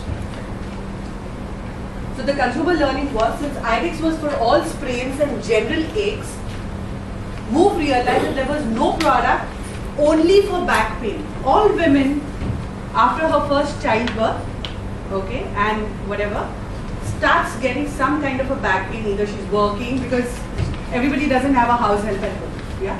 So back pain was identified as one pain that nobody is addressing. Everybody is doing general aches and pains. Yeah. IDEX was used for everything. It was an all-purpose product. And does back pain require something special? We asked all the women. There was a need for something special. So Move said that it would become the back pain specialist. It said that use IDEX for everything else. So if you have a sprain, use IDEX. If you're getting some kind of pain, use IDEX. But for the back pain, use Move. Okay? And if you look at it, the back is quite a huge place that requires a lot of application of Move. Yeah? And now if you start thinking, it's a very clever way. So use IDEX for everything else on your body, but for this part, which is your back, use Move. And I am a back pain specialist. This helped it reposition IDEX into a product only good for sprains. And IDEX didn't even realize that because Move suddenly became such a big brand, IDEX became the one that was only for sprains. And Move entered the medical box at home, because for back pain I need Move, yeah, I can't use an IDEX. And I'm saying for back pain which needs care, attention, you need a specialist like Move. Another realization was that IDEX's product form was a pain point for the consumers. A lot of people have been talking, I remember in the break, that what is my physical product? My physical product is also very, very, very important. In IDEX's case, it was black in color and left stains on the clothes. And this was another product attribute that Move leveraged. It said, I'm white and I come in a tube, so modern, okay? And hence no cause for staining. So automatically I made IDEX into a brand that was old, traditional, purane zamane ka, and now I'm this brand new, comes in a tube, white, improved, and this will not give any staining. So it also leverages physical product attribute, and that's how we need to think that, do I have a product attribute that is better than my competitor today? Yeah. So handing over to Misty. So, actually I don't know how many of us realize that what Move did is pretty historical and important. It was one of India's best examples of how you reposition your competitor. You forget about positioning yourself, you reposition IDEX as being a specialist for sprains and strains which happen once every 5 years, and I became something that happens every day. So it's a great example of that, and we were involved with this from the very beginning, so very proud. Is it a life-threatening question? Okay. Yeah. So that was Move. Let's continue. And I was saying that those are the thoughts that distinguish a brand from a commodity. And I just put that slide over here just to make an important distinction about brands that were commodities first. Okay. So let's look at Ambuja Cement. Historically, cement has always been a commodity. You bought 4 bags of cement. You didn't really worry about which cement because you couldn't tell the difference, nobody could tell the difference, and nobody told you the difference. Right? It was a commodity, it was sold as a commodity, it was distributed as a commodity, and it was priced as a commodity. Ambuja was the first major brand. There was ACC earlier, but it did nothing to brand itself, it just existed. Ambuja was the first brand that consciously transformed itself from a commodity into a brand through its pricing, through its distribution, but most importantly, through its reason to purchase, the reason to buy. Okay. What does Ambuja stand? When I say Ambuja, what thoughts come to your mind? Strength. Right? This is from people, people who don't even use some cement or who have never used cement and never built a house. Right? This is the power of branding, where I can remember a brand's attributes, a brand's promise, the brand's delight, without even having been a user. Okay? That's the kind of power that a brand can have. You look at iPhone. Before iPhone, there were Nokias. What were Nokias? Mobile phones. Then there was iPhone. Nobody will say iPhone is a mobile phone. I mean, I use an iPhone. I don't know how often we consciously recognize the price of an iPhone. Did you know that an iPhone costs half the cost of a nano car? Yeah. Just think about it. I got half a nano in my pocket. Just think about it. 2 iPhones for a nano car. It's a mind-blowing thought. Would you then call it a mobile phone? Chance. It's not even a particularly good phone. Most Nokias can make calls better than an iPhone. Correct. Absolutely. But does that mean you buy a Nokia, right? Okay. So 2 killer reasons. The second and more important reason for a company is that you can own a brand. You cannot own a product. You with me on this? Why is it you can own a brand but you can't own a product? Because where does the brand live? Where does the product live? The product in the physical. Where does the brand live? In the consumer's mind. In the mind. That people can't. That only you can. Only you can own the place where it lives in the consumer's mind, because you have defined that place. Nobody else can copy that. Anybody else can copy a product. Yeah? And that's really the big reason why brands are important. Okay? Because a brand is unique to you. You make a product, anybody can do that, but you create a brand. Right? That's very important. When you create the brand, not in the physical space, in the consumer's mind. So, let's look at a few slides on creating a brand. The first and most important and most difficult step is thinking about it. Now, you may wonder why I took the trouble of even writing a slide like this. And I'm doing this because, like I said, I talk a lot to entrepreneurs, I talk to Thai members, I talk to a whole lot of business people. And this is not something an entrepreneur or a businessman thinks about. He's thinking about gear ratios, he's thinking about oils, he's thinking about distribution networks, he's thinking about the complexities of raising capital, which is the single stupidest thing to think about. He's doing all sorts of stuff like that. He's thinking about making his business plan, but nobody's thinking about making a plan.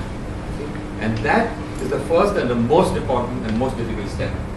Yeah? In creating a brand, think about it. By asking some critical questions and seeking non-obvious answers. Questions like, what is the most unique attribute of my product? Willing to bet 90% of the people in this room, whenever they're thinking about this product, have never asked this question. They've asked the question about what all I can make. I can get this fancy machinery from Germany and I can make this attribute. Did you ask what is the most unique attribute of your product? Who is my consumer? These are the questions that will define not only your brand, but will define your success or failure. Who is my consumer? Who is it meant for? Who will buy it? Who will use it? Right? These need to be addressed, written down, argued about. What does my product promise to do? How will it change my consumer's life? You know, just this morning, something in fact, in the last Thai conference, What is that big conference that we have every year? The annual one, the annual summit. Annual big thingy last time. Thai Summit. You remember we had these things put up, the sayings, quotations. Yeah. There's one by Guy Kawasaki over there. Does anybody remember that one? I'll tell you what I remember. That you have no business starting a business unless it contributes to something in the world, unless it will make a difference. The only reason you have for starting a business is for it to make a difference in the world. If it doesn't make a difference in the, and I'm talking about difference to you or your family and you get richer and get larger cars. If it doesn't make a difference to the world, yeah, that was one of the ones over there.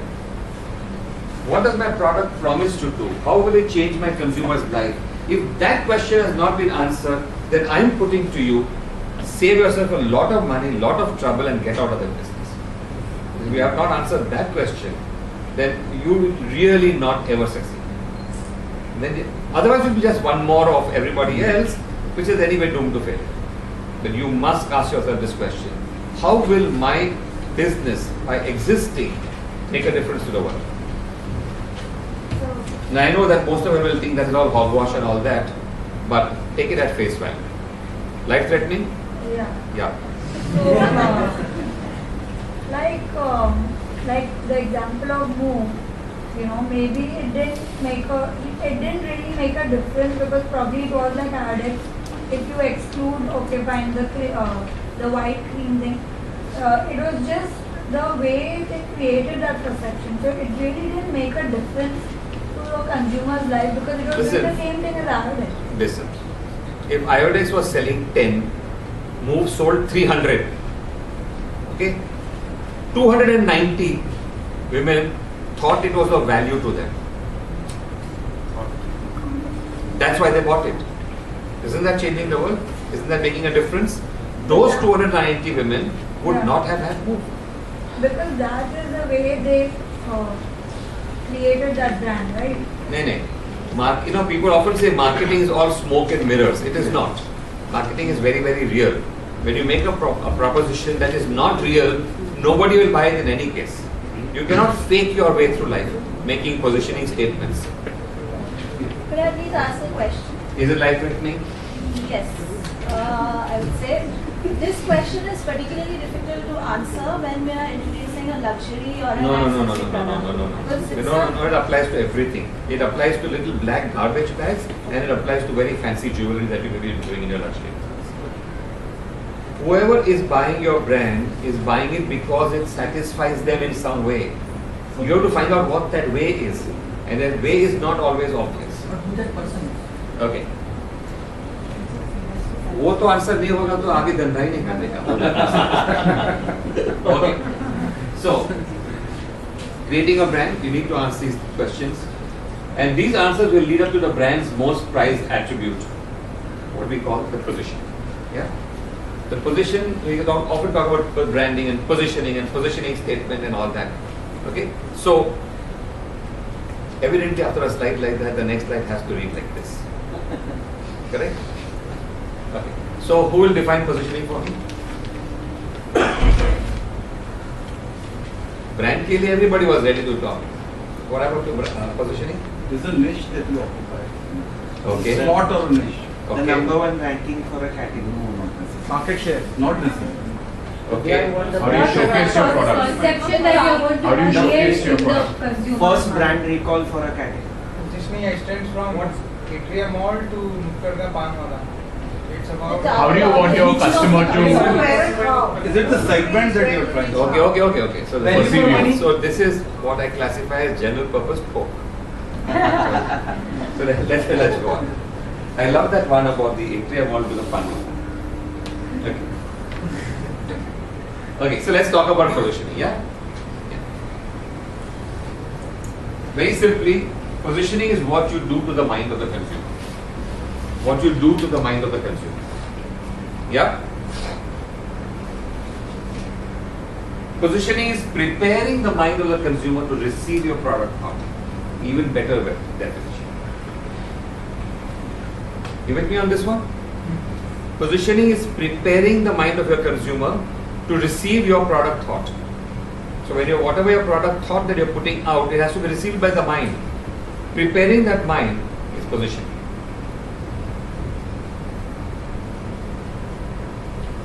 Positioning is defining for the consumer how he should perceive your product.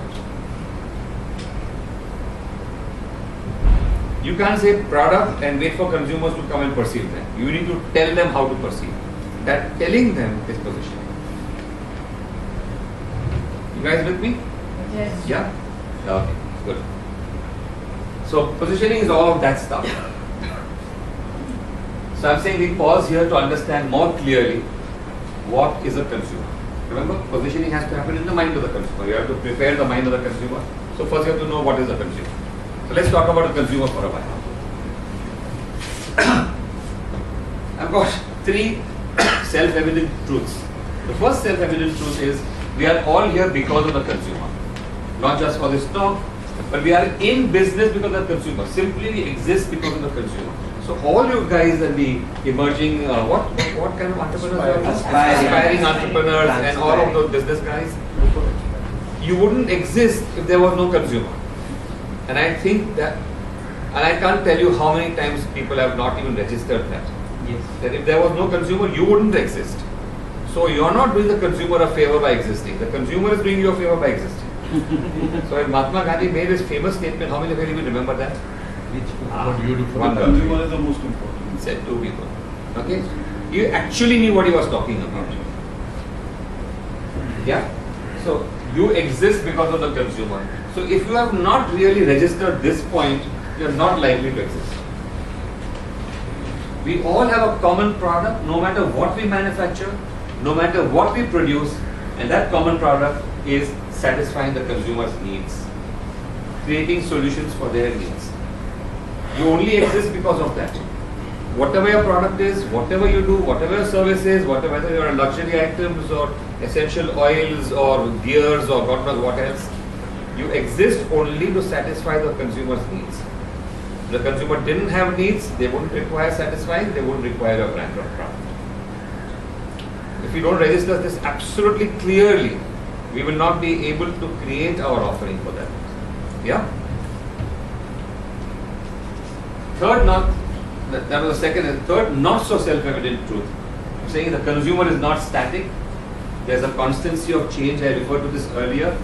He's constantly changing, evolving, transforming, and his need is changing. I said this earlier, but I'm now saying it from this point of view. His needs are changing. So your product is also constantly changing.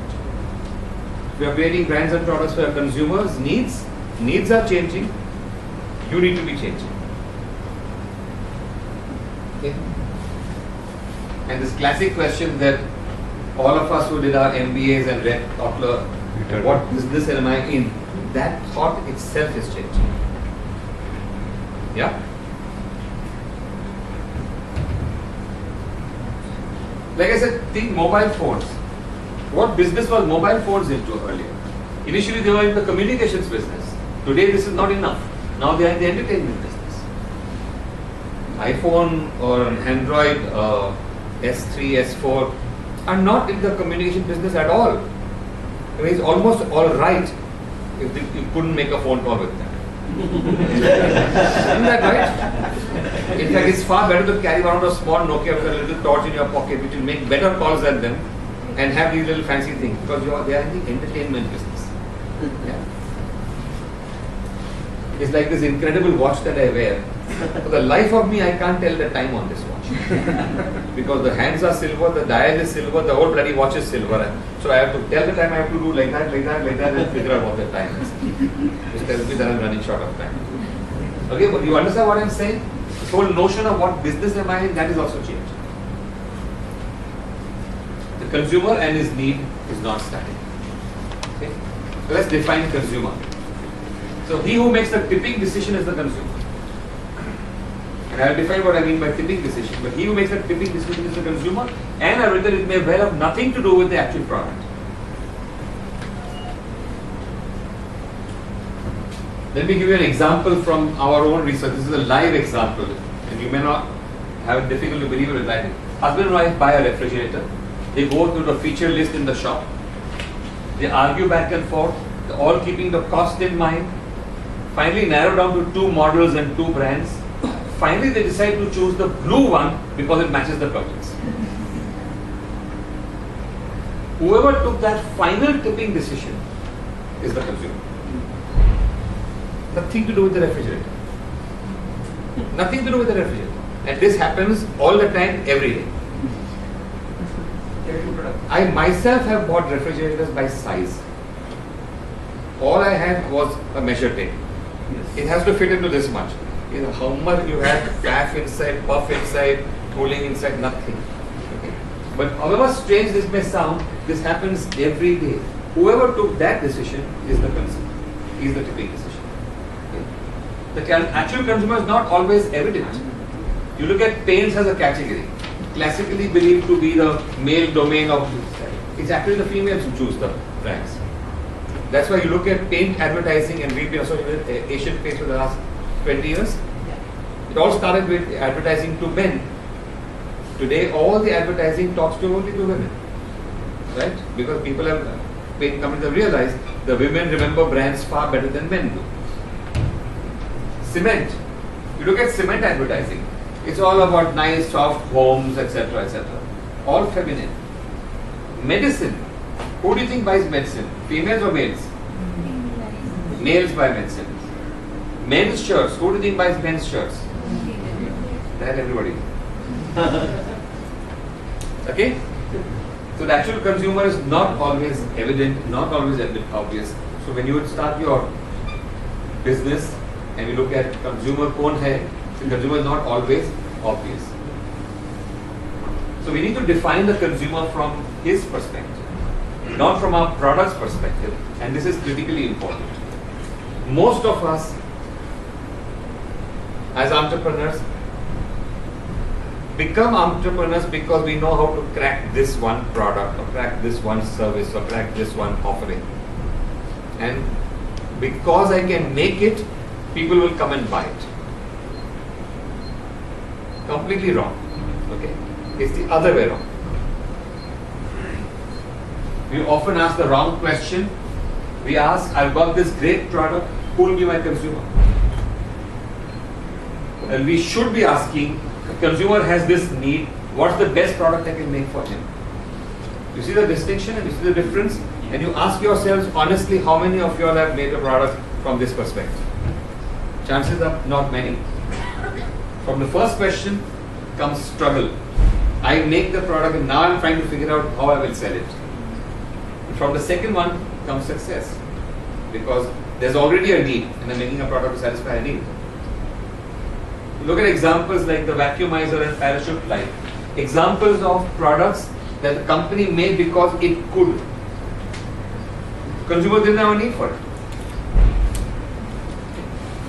Crack cream. An example of a great product where there was a terrific need and the product was made to satisfy that need. Failures and problems, success. You look at Motorola versus Nokia. Motorola made big phones because they could. Nokia understood the consumer's needs and made phones that the consumer wanted. Even today, even though the phone was not aimed at us, all of us remember the little phone with the little torch. Half of us may never even have held one in our hands. Why? Because the need is so clear and so obvious. Okay. So we don't define a consumer, we define an aspect of a consumer. Examples. Females 28 to 35 SEC A to B1 don't buy Bonvita. Motherness buys Bonvita. Now imagine if you were to make Bonvita and you say my target audience is females 25 to 35 SEC A1. They don't know. But motherness buys Bonvita. Okay? Women who think like mothers, they have a need for a product like this. They are the ones who will buy Bonvita. Aspect of consumers buy products, not consumers. Okay? So that's an additional thought. People who have colds don't buy wigs. People who like care buy wigs. Okay? Now, you may say that that's exactly how the companies have positioned it. Yes, the companies have positioned it by recognizing this need and giving what the company, the need requires satisfying. Yeah? So we don't define a product, we define an aspect of a product. Earlier I said we don't define a consumer, we define an aspect of, and now we say we don't define a product, we define an aspect of a product. For example, you look at Mangola. Okay. Everybody familiar with Mangola? Yes.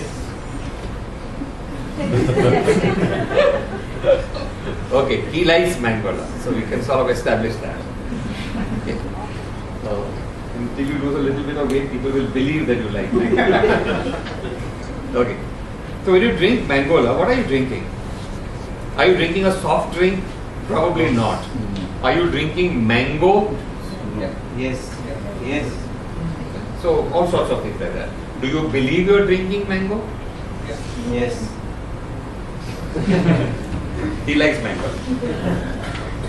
You look at Tata Ace, a vehicle that became extremely successful suddenly. What did it do? It was basically a tempo. It added one more wheel. That's all it did. But see the shift in the mind. Three-wheeler is an auto rickshaw. Four-wheeler is the gaddi. For the same price, would you rather buy a gaddi or would you rather buy an auto rickshaw? Gaddi. Okay. Now we like Tata Ace and gaddi also.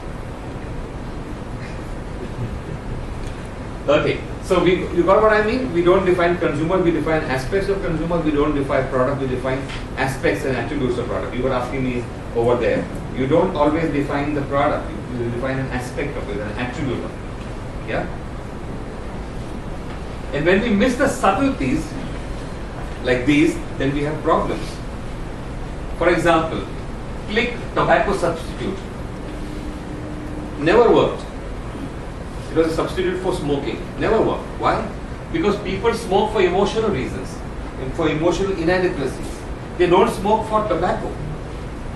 Nobody smokes a cigarette for the tobacco.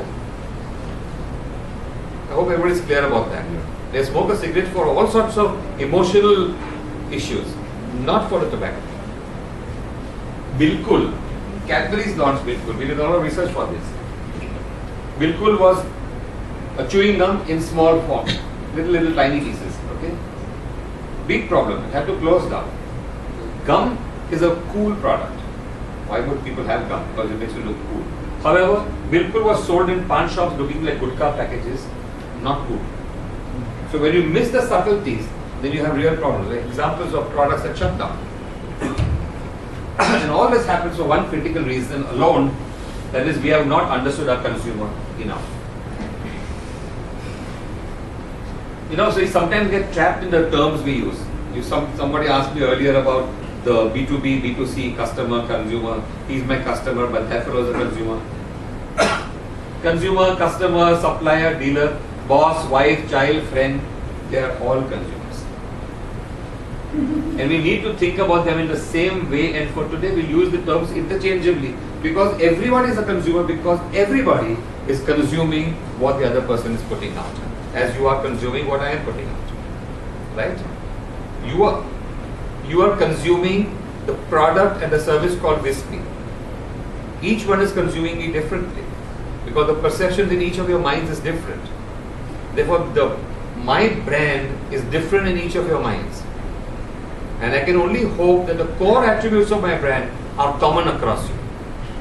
But if the core attributes of my brand were 40 different attributes, then I would have a problem. Okay, so the core attribute is one thing and the other peripheral attributes can change. So, who is a consumer? Everybody we interact with in our life is a consumer. Retailer is a customer, wife, son, mother, father, boss, colleague, everyone. And I repeated that only to underline this thought. Yeah. So when you start thinking not only as an entrepreneur, but as somebody who interacts with their consumers, wherever they may be. Remember what they are. They are all your consumers. Okay. And what do they consume? They consume you. But the you is the brand. You are the product. Each one of us is an external manifestation of what we internally are. The brand is an external manifestation of what we internally are. When your consumer looks at you, he perceives you. Perception is what they are consuming. Perception is what they are buying. Not physical things. And what's this got to do with our products and our business? Like I'm saying, everything. I'm making a point here. We will never understand our consumer if we don't first understand the fundamental issues of consumption. Yeah? So how do people consume anything? First we need to understand consumption, then we'll understand consumer. Once we understand consumer, then we move from product to consumer, then we'll start giving him perceptions. Once he has perception, then he will have having experiences, and then finally that will become a brand. Yeah? Okay. For example, when a consumer is buying a shampoo from you, do you really think he's buying the product? No. The product is only a small part. He is buying you, the totality. He is buying the total proposition.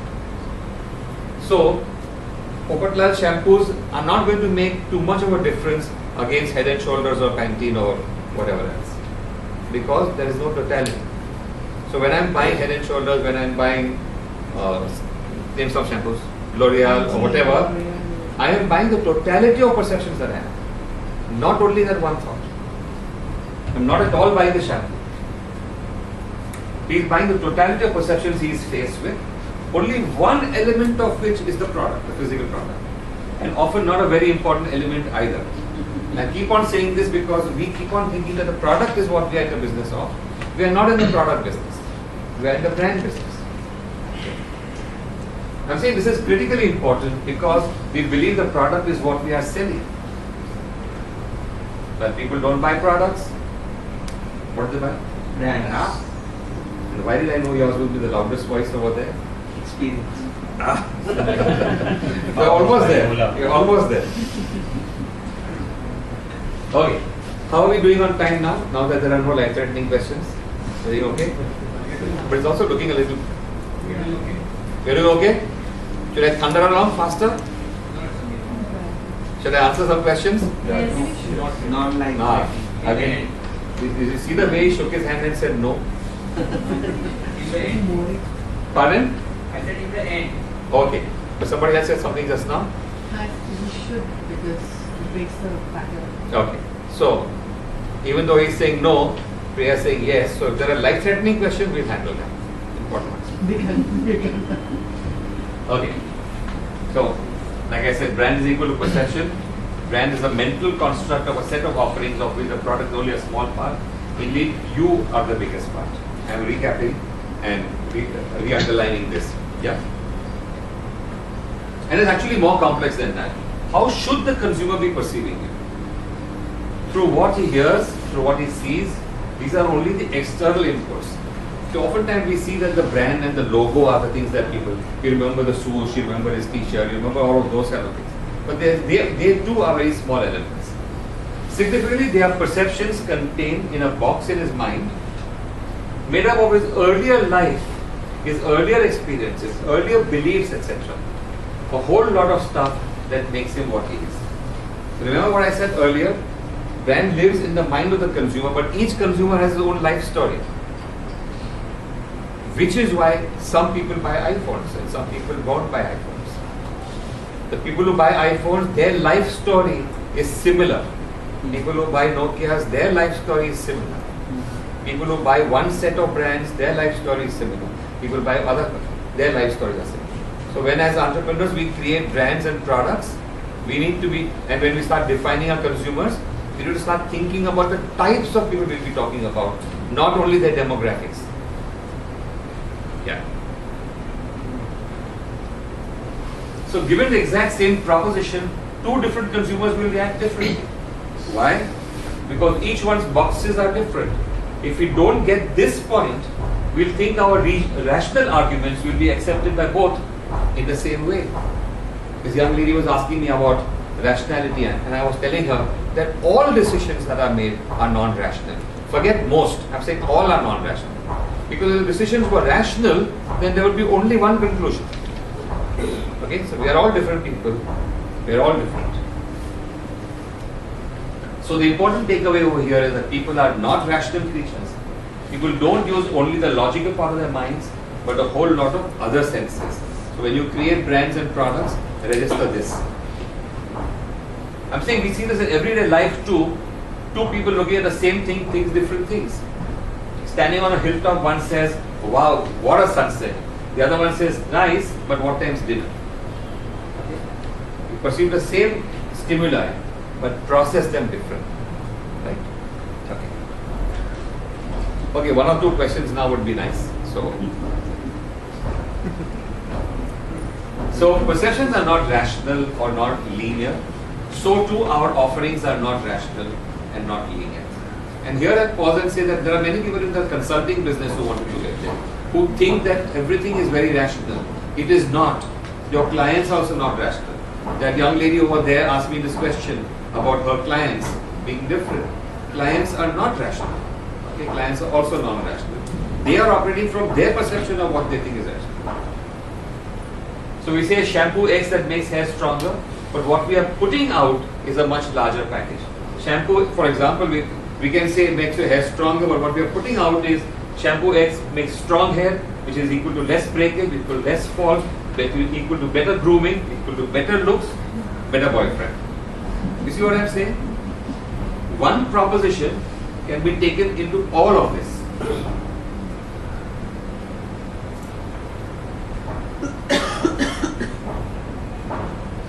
Right? So, back to positioning. I want to look at positioning now and the elements of positioning.